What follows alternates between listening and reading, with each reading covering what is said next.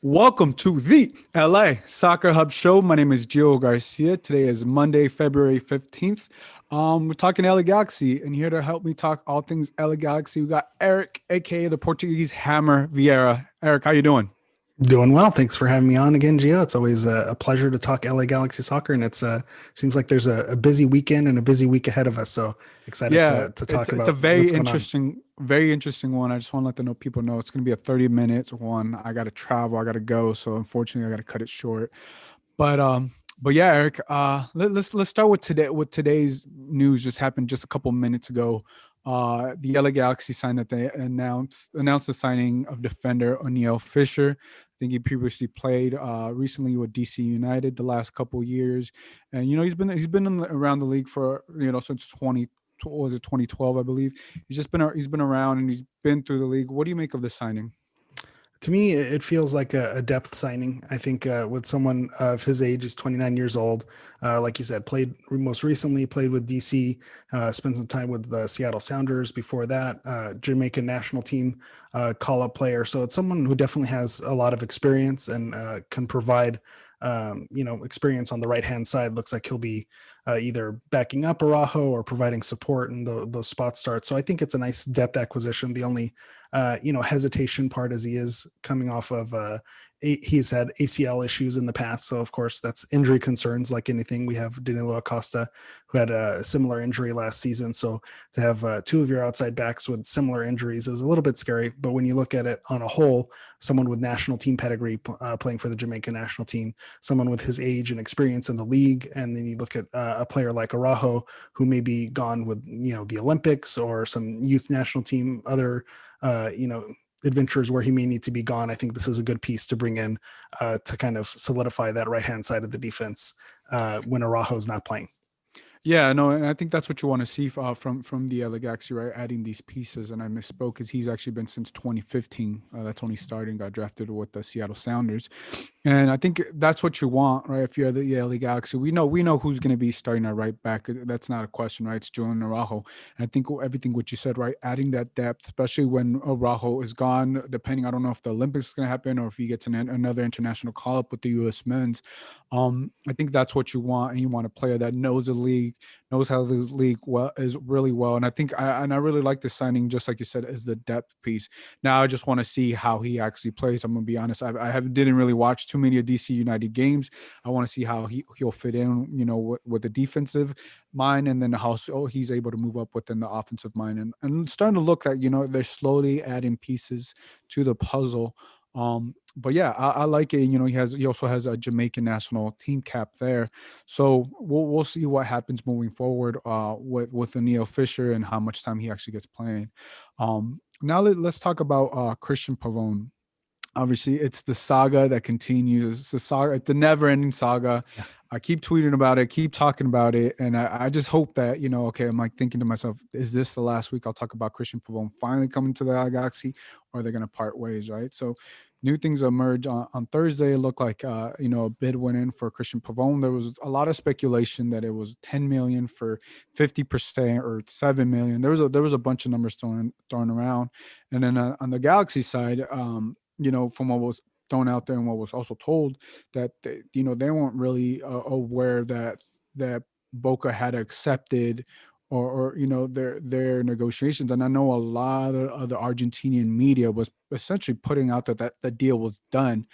We're now Monday, nothing official has been done unless there's some backroom deal that was done and we don't know about it.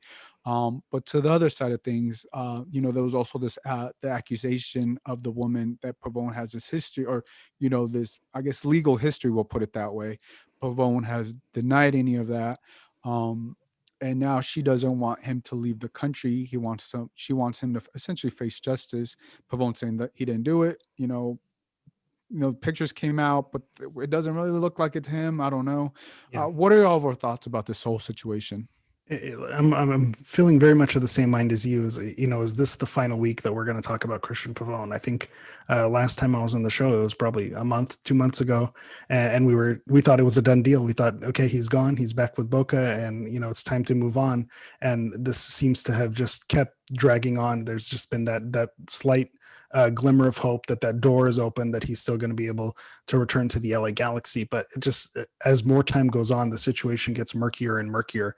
And just the elephant in the room is the sexual assault allegations. It's something that if you're the LA Galaxy, you want to take seriously, and that you don't want to put yourself in a situation where you're bringing in a player who can have be dealing with legal trouble for an upcoming season, or not being able to leave the country. And that's someone who you're putting an investment in, and an investment between whatever figures you choose to believe, whether it's between 7 million or 15 million. That's a $15 million investment. And if it's someone who you can't move or can't leave the country, then you have to decide, at what point is this worth walking away from? Christian Pavone is a MVP level talent, who's someone who, like, you'd be happy to have on the team. And from the on the field perspective, you want to do anything you can to make that happen. But the situation just, it seems to be getting murkier and murkier. I think when those allegations first came out, people wanted to give it time, see what exactly came through. The accuser put a picture out, and it didn't look like Pavone. But then when we found out it's someone who was maybe a member of his family, so maybe that wasn't supposed to be a smoking gun, but just to show that there's a connection to the family. So you thought it was done, and then it wasn't done. And then, you heard that an offer went in from the Galaxy, and that Boca hadn't accepted. And then the thing that made me pause and makes you really think is that negotiations or news really went quiet after that alleged court order came forward, not allowing him to leave the country. Because if an offer went in, then you would hear Boca either accepted it or they didn't accept it.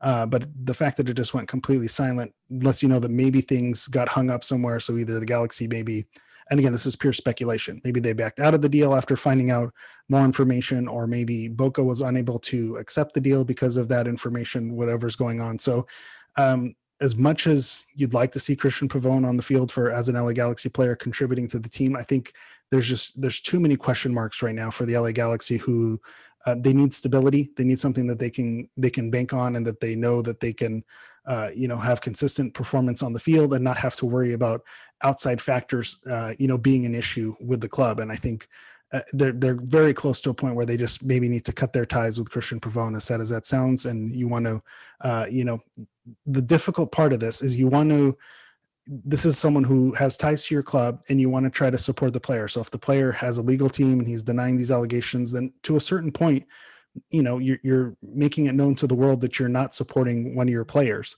But the other side of it is, he's not one of your players right now. He's not currently on your roster. So is it worth the headache? Is it worth bringing in? If he was someone who was under contract for several years, then maybe you say, okay, we're going to back our guy, we're going to support him. But there's no real ties that the Galaxy have to him right now. So maybe it's worth walking away. It's not worth the headache that this has seemed to, the prolonged thing of the last 3 months, whether it's signing, not signing, now the allegations, now the injuries. It just seems like the cons just keep adding up on that side of the list. Yeah, it's definitely adding up. And I think one thing that we've seen from the LA Galaxy since these allegations first came up, the way I see it is all along the LA Galaxy have treated Pavone in this situation like he is their player. Like, they haven't stopped or paused or ever said that they're not pursuing Pavone. They continue to pursue him like as he was their player, and they haven't necessarily publicly defended him. But when you're still in talks with him and bringing him, I'm assuming, right, that, the front office, whoever it is, Dennis Close or whoever, has spoken to Pavone or had some type of communication. They spoke about it with Pavone about this whole situation, these allegations. And I think the Galaxy, this is my take, I think they talk with Pavone, and they believe Pavone enough to continue those conversations. He's told them, I think one thing that I saw about Pavone, he right away denied those allegations like pretty quick. It wasn't like, he waited, he denied them right away. Now that, no, just because you deny something doesn't mean doesn't I'm a player, it doesn't mean you didn't do it, right? But I think all this will come down to the LA Galaxy is if he's able to leave the country, right? Yeah. If he's able to leave the country, then I think Galaxy will make that investment. If he's not able to leave the country, then I don't think any way you make that investment, because if once he leaves the country, I don't know if he's at fault. I don't know if he's guilty or not. But once he leaves the country, I think I do know this though. Once he leaves the country, he can't be tried for whatever accusations is going on in Argentina if he comes back to the US. So the Galaxy won't have any legal trouble, I don't believe, if Hmm. he comes to the US. Now the other side is like, what if he is guilty? What if he's found? I Yeah, mean, it's a whole nother thing, right? exactly. And Yeah, the interesting thing is just we haven't heard anything from the Galaxy about this, and maybe yeah. this is how. I don't know if they want to let it play out. They have more answers than we have, than we do, and I think that's why they feel comfortable to continue the negotiations. Yeah, I think you make an excellent point about obviously they're in negotiations with Boca Juniors to try to get Pavone the player, but I think you and again maybe I'm naive to make this assumption, but you would hope that they're having talks with Pavone and his legal team as well. I would hope that if the Galaxy do move forward with bringing Pavone in, that they have all the necessary information in front of them that they know. Okay, we feel pretty strongly that this is something that he's going to be able to walk away from, and that's why we're choosing to bring him in without being pretty certain that that's going to happen. Then I don't think it's worth bringing him in. So it all depends on whatever conversations they've had with him and whatever he and his team and his family, whatever they're able to information they're able to provide to acquit themselves, and that's kind of where it's at. So it's a messy situation, and it's difficult to talk about it because it is something you want to take seriously. You don't want to dismiss any allegations, but at the same time, without hard evidence, it's difficult to go the other directions as well. So you hate to play down the middle and try to be wishy washy, but there's just not enough evidence out there for the average person to make a full judgment on exactly what the best way is to handle this. Exactly, and I think another thing to this, right? I know people have spoken online or on social media about how the LA Galaxy in the past with the previous players have separated themselves from those players. I think in those situations, I know every situation is different, but in those situations, either the player confessed to it or they're in Katai's, which is I think is still an interesting Mhm. situation. You saw that from his wife, and I think once you actually can see it and or Yeah. someone confesses to it, I think there's another level to it Mhm. that and obviously there was a very sensitive time in our country when the whole Katai situation was going on Exactly. as well. So, and with this, I don't know if Pavone is true, is out guilt or not. But one thing I do know is he came out and said that he's not guilty, right? Mhm. So that's one thing that I guess the Galaxy are going off, and with more information off that. Obviously, I'm not a lawyer. I don't know how these things play out, Mhm. but I hate to talk about things that are not soccer related, but it Yeah. is soccer related. You know what I'm saying? Because and you're right, because here we are, breaking down what's legal, what's it like, what's Exactly. the legal system in Argentina, and Yeah. how's this going to play out. But at the end of the day, it's the reason why we're talking about this is because it puts the LA Galaxy's future in question, because this is not only an open roster spot but a designated player spot. So it could completely change the direction that a team goes if they're able to bring him in, or if they have to cut ties with him. It can change the direction of the franchise for the next season, which is why this is kind of a big deal. Yeah, yeah, yeah, and I think one thing that I feel comfortable in saying is like I don't see the Galaxy making that investment, the 8 or whatever, how many millions of dollars it is, if he's not able to leave the country, right? Hmm. You know, I don't see them making that investment because it makes no sense, right? It Yeah. makes no sense, and I think if he's able to come here, I don't believe any of those situations will come back Hmm. to Pavone out from Argentina. Now, moving forward, if this, we haven't seen from Pavone, at least in the United States when we're covering, have him some type of, I think some of these things follow a player. And I don't know prior to the LA Galaxy if he had any of these, sexual, abuse allegations or anything like that. None of that has come up. So I think this is a first for Pavone. I could be wrong, but as far as I know, that's what I know. But I think also moving forward, if the LA Galaxy do move forward and they do bring in Pavone, from what I've been told is that he's going to have surgery for the fibrosis in his Hmm. ankles, and that can take up to 6 to 8 weeks, so essentially 2 months. So you potentially may not have him, which may not be that big of a deal for the Yeah. first couple of weeks of the season. So there's a little bit more to this. But what do you think of that if the Galaxy move forward, and they bring him in, and he's not really going to be there with them at the start of the season? Well, and that brings in that whole other question of what do you believe, what do you not believe? Of is this a negotiation tactic? Does he really need this surgery on his ankles. It's possible that he does, but we saw someone who played every minute of every game for the LA Galaxy, didn't show any signs of injury throughout the season. That doesn't mean that it's not there, but it just it does seem odd that it's going to be both ankles. He needs the surgery, and it's a procedure that's going to take a couple months. MLS just released when their season's going to start. It's going to start on April 17th. So when you think about it, that's about 6 weeks from now. So you would think if he comes back, then it's going to be right when the season starts. So he obviously needs some time to get fitness and get everything going.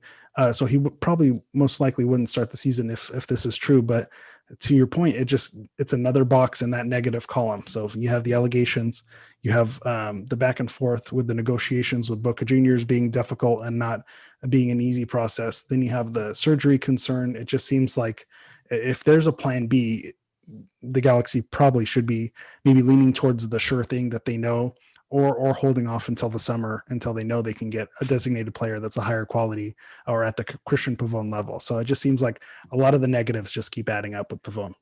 Yeah, and I think obviously I don't know. I'm not a doctor or anything like that, but I don't, I haven't heard anything about coming back from a fibrosis injury that that a player may not be able to play up to the same level.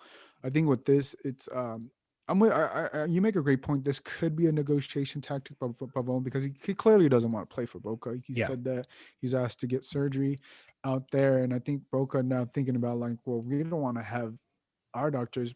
This is what I'm assuming, have our doctors, you know, operate on him when he's not even doesn't want to play for us. Why don't we Mhm. just let Galaxy take care of this whole Yeah. situation? And I think that's some of the things that I've heard that they want the LA Galaxy to the doctors for the LA Galaxy, if they do move forward, for him to have the surgery out here. And I think, right, if they do move forward and everything moves forward with the LA Galaxy, I think that makes sense for him to have the surgery out here so he can recover out here. Yeah. And I think the season being pushed back 2 weeks, um, in a way, it helps the LA Galaxy and it helps Pavone. Because right Yeah. now it looks like he's the number one guy. He's number A on the Mhm. letter A on the list. We haven't really heard of any other players.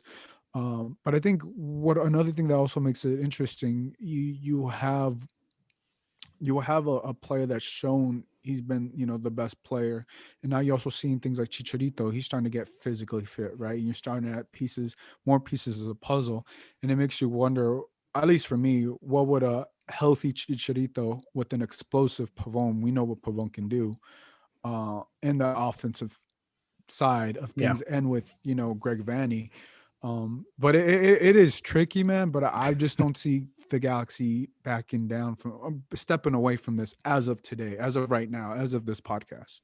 Yeah, that's something that we were excited about last season. Is when Chicharito came in, you said, okay, he's not going to be at the Zlatan level that we've become accustomed to, but with a full season of Pavone and a full season of Chicharito, it's something to be excited about. And even before Katai had his issues as well, you thought, okay, with a couple talented players on the wings, a solid striker up front, that this is promising. So last year, obviously, it didn't pan out, but you look again this season, you see Chicharito. I know Kevin Baxter recently wrote an article where he interviewed him and he talked about how last year was probably the lowest point, the rock bottom in his Mm-hmm. career, and he has a debt to pay to the fans to make it right. And you see that with the work that he's putting in. Looks very fit.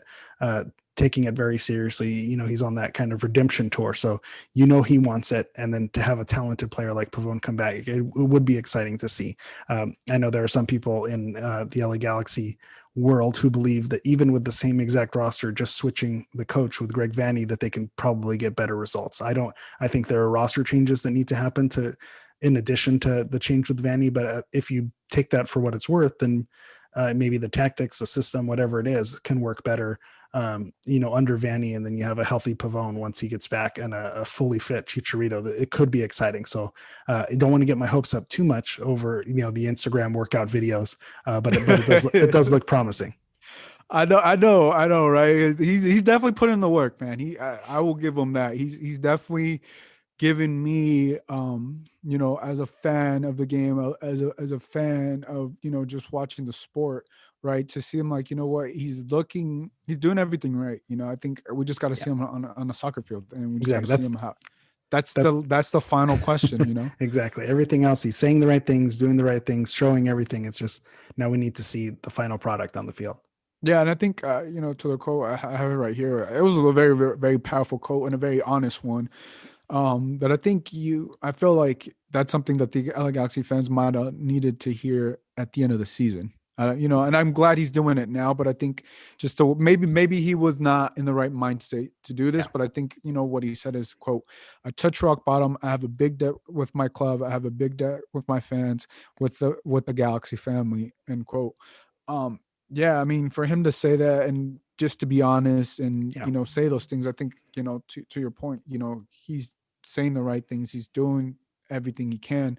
I think now we just got to see him how he actually looks on the field, and I think the team will look a lot different with the Greg Vanny, in the helm, and if it's Pavone moving him forward there, and just the creativity of what we'll see with Pavone, if it's Pavone and Mhm. Chicharito. But I think a number that I'm seeing that I want to see for Chicharito is like, is it fair to say that, he could score up to maybe 15 or more goals, or is it 10?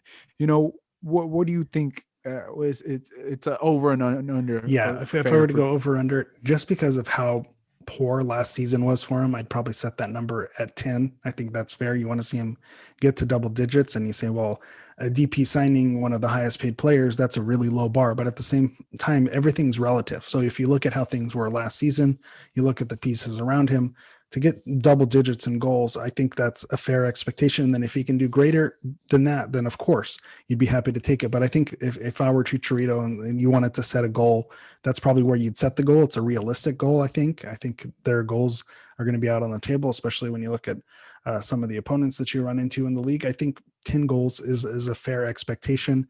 You'd like it to be higher, but I think setting the bar low, keep expectations low. If you go in saying, he's going to get golden boot, 20 goals, Oh, easy, yeah. then you're going to be really disappointed if he scores 10. But if you say, okay, if he can get the double digits, if he gets a few goals, gets his feet under him, starts to look like the Chicharito of old, then you can start getting excited and getting hyped up for it. So I think it's important to keep that expectation, obviously higher than it was last season, than what the end result was, but not to shoot too far out of the realm of possibility, because he's someone who hasn't been in form in the last 3 or 4 years. So you can't expect that he's going to magically turn it on. It's going to take some time to get there. Yeah, and I think okay, I guess 10. I was looking at 15, but yeah, 10 or 15, you're Yeah. right. Double digits, if he's able to get to double digits, and then you're working with, what's the magic there. And I think for him, it's also, if it is going to be a 4-4-2 formation, or, we don't know. We don't necessarily know. Yeah. We know that Greg Vanny at times can change it depending on the opponent. But I think Chicharito definitely needs another piece up there, right? I agree. And I don't know whoever's on the team on the roster right now. Are you going to want to pair them, or are they waiting for this Pavone situation to get another striker, midfielder, or how do you see it? Yeah, that's where I disagree with those who think that Vanny is the difference and can get something better at this team. I think you do need other players. So, and again, this goes back to Chicharito saying all the right things, doing all the right things, but we need to see that final product on the field. Same thing with Greg Vanny. He's mentioned that he wants to put Chicharito in a place to succeed. He wants to set up his team well, but we're not going to know until he sets up his formation and what his style is and how it's going to move. We're not going to know until that plays out. I do think he needs some help, whether that's a central attacking midfielder to kind of pull the strings and set him up, whether that's another winger to complement Pavone on the other side. So you have wingers crashing in and pulling the defenders away. That way it opens up space for Chicharito to make his runs in the box that he's famous and well known for. So it doesn't necessarily need to be another forward, but they do need another piece, whether it's another winger or an attacking midfielder. I don't, maybe it's a second striker, but I think an outside winger or an attacking midfielder might be the spot that unlocks that space that Chicharito needs. Yeah, yeah, yeah. I think it's pretty interesting. Whatever the piece they had that will help complement Chicharito, because he's definitely the guy up top. Just to finish off this, Eric, let's talk about the Galaxy jersey that was leaked. I posted on LA Soccer Hub. A fan already has it. He's Yeah. he's wearing it. Yeah, I I heard mean, it's he in has the Mexico. plug, but I heard in Mexico you can get it. Yeah. So that's where you got to get it. I mean, I'm not gonna lie, it looks nice, especially when you see it on someone. I always like to see when it looks either on a player or on Mhm. a fan how it actually looks, and I think it looks really good. What are your thoughts on it? Yeah, that I mean that's one of my favorite colorways as a old school Galaxy fan, the since '96 days. That's one of the better looking jerseys. That 1997, the thick stripes with the tech green and the black and the gold detail. And so there were leaks that came out that it was going to involve those colors. And in my head, I thought, okay, it's going to involve those colors, but it's not going to be like a direct copy. And so I was actually surprised that it's essentially a copy of that 1997 jersey in the front. It's just updated, with the Adidas mark and the Herbalife sponsor mark. And so I was actually surprised that it was essentially a duplicate. So if I'd be a hypocrite if I said it was one of my favorite jerseys, but the copy of it, I don't like it as much. I was just expecting some maybe like a different take on it, but that doesn't mean that I don't like it. I think it's something that's gonna, bring in those fans. It's gonna sell a lot of jerseys because fans, definitely love, those old school original Galaxy teams that made them fans. And so I think it's a great looking jersey, and it's a nice little homage to the past, especially with Vanny coming in. I love it. I love the way it looks. It's a nice contrast to their current home kit, and it's just exciting to be able to have something that the fans could wear with pride. Yeah, I mean, you just said what better way to bring a throwback retro jersey or whatever you want to call it. And not only that, your head coach played when they were using those jerseys, and just to Yeah, bring it, bring everything back into perspective, and now 2021, definitely, I think it's definitely going to be one of the top jerseys for the LA Galaxy this season. And I think if you get a chance, definitely buy it or head down to Mexico yeah. because that's what I heard. Where you can Well, go ahead and buy it. But yeah, I think it's exciting. I think I want to see a lot more clubs. I want the MLS to do that or Adidas or whoever's in charge of making these jerseys. I think you want to also always have like a retro, right? We see that in other mhm, sports, and I think we know the MLS is not, doesn't have the years that other leagues do. But I think we're in the 26th, 27th year, I mhm. believe 26. But yeah, I think you start bringing back some of that history with those jerseys, and it definitely gets it exciting. And I'm interested to see it once the players actually wear it, and I'm interested if they will have the lines on the back. Oh yeah, With all yeah. the That was old school. another kind of a hot topic, was it because it had the black box on the back, or a blank back. All the leaks seem to be the replicas. Or I think even the ones that are for sale at the Adidas store in Mexico are the replicas because they don't have the stars, and then the back, is solid black. So to me, the fact that it has the stripes on the front, that's the important thing. On the back, I know when they had their night navy kit that was released a couple years ago, it had a box, so the stripes were still on the bottom, but not on the top. So to me, that's nitpicking little things here and there. It's not uncommon for teams with stripes to have a box so the numbers are easy to see on TV. So I'm good with that. It kind of encourages personalization. So if you're into personalizing a jersey, you're better off personalizing it than having a blank back. But like you said, it's a nice way to you honor tradition, but at the same time you're moving forward with something new and creating a new history for yourself. Yeah, no, exactly. Well, that's all the time I have because I got to go. I got to catch a flight. But Eric, I appreciate you working with me. I know it's a lot of back and forth, but thank you for being on, even though it was a quick podcast. But let the listener know where they can follow you. Yeah, as always, thanks for having me on. I know you're a busy man, so I'll let you go, but you could always find me on Twitter at HammerEV. You could also find me on Instagram at Galaxy Profile. That's Galaxy Profoul. Yeah, also check them out on TikTok, man. Be making some creative TikToks too. He gets And I down with the TikToks. I repost those on Instagram and Twitter. So if you're not on TikTok, you'll see them circling around. Yeah. Guys, if you guys enjoyed this episode, make sure to give this a 5-star rating on Apple Podcasts. You can also listen to this podcast on Spotify, wherever you get your music. You can follow me on Twitter at Gio Garcia LA. Also, make sure to also follow us on Instagram and Facebook and Twitter at LA Soccer Hub. For Eric, this is